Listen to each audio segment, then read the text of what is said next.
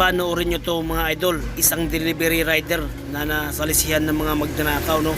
Kung kayo isang delivery rider mga idol, ay huwag nyong iiwan sana yung mga parcel nyo at yung mga delivery nyo sa motor nyo, at huwag nyo rin iiwan yung susi nyo dyan, no?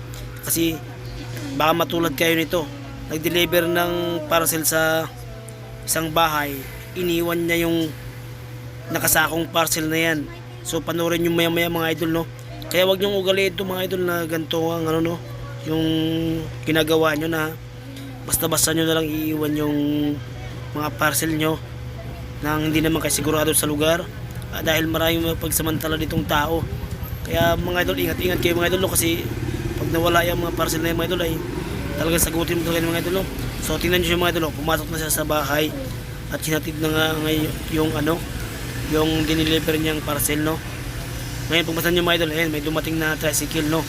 So tingnan nyo mga idol, no? Yan yung mga magnanakaw mga idol, no? Pagbasan nyo ang mangyayari mga idol. Yan, lumabas yung isa, nag face mask, nagtabon ng muka. Oh, kinuha na. Ayun, binitbit na mga idol, no? Yun.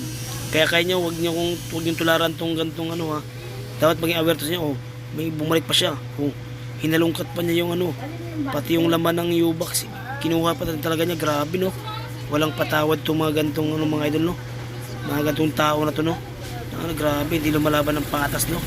Kaya kayong mga rider, doble ingat talaga kayo para hindi kayo matulad nito. Mag-iingat talaga kayo mga idol, kasi lalo na ngayong panahon mga idol, nanghirap ko kitain yung pera, no? Tapos nanakawin lang ng iba, no? Kaya sa mga kapwa natin rider dyan, delivery rider, huwag niyong ugaliin na ganito kung gagawin nyo, na basta-basta nyo lang iniiwan. Ayan na si kuya, yung delivery rider, oh, yan na. Yan, di na niya alam kung anong gagawin niya. Yan, di na niya alam kung anong gagawin niya. Oh, nawala na. Buti nga yung susi, nandyan pa, hindi tinapon. Oh, grabe, di niya alam kung anong gagawin niya. Oh, matataranta ka talaga dyan dahil nawala na yung mga ano eh.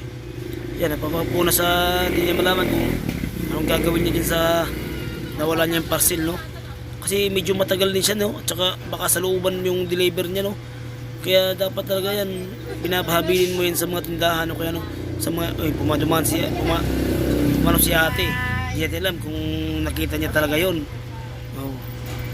Kaya sa inyong mga idol, mag-iingat talaga kayo lagi mga idol, no? Kasi hindi natin alam mga idol kung ang parcel na yan ay mapakamahal yan. Sabihin na natin tag 100 lang yung mga idol, ilang piraso yung mga idol. Oh, halos wala ka lang kikitain mga idol, masisira ka pa sa mga customer, diba? Kasi nawala yung kanilang inaantay na parcel. So tingnan nyo naman si kuya, balisang balisa, no? Grabe, hindi mo na malaman ng idol kung saan napunta yung parcel niya. Kung ano, nakaupo na lang siya sa sahig, no? Na parang natulala siya, hindi niya alam kung ano, anong gagawin niya. Yan, wala siya magagawa dyan mga idol, no? Kasi iniwan niya eh.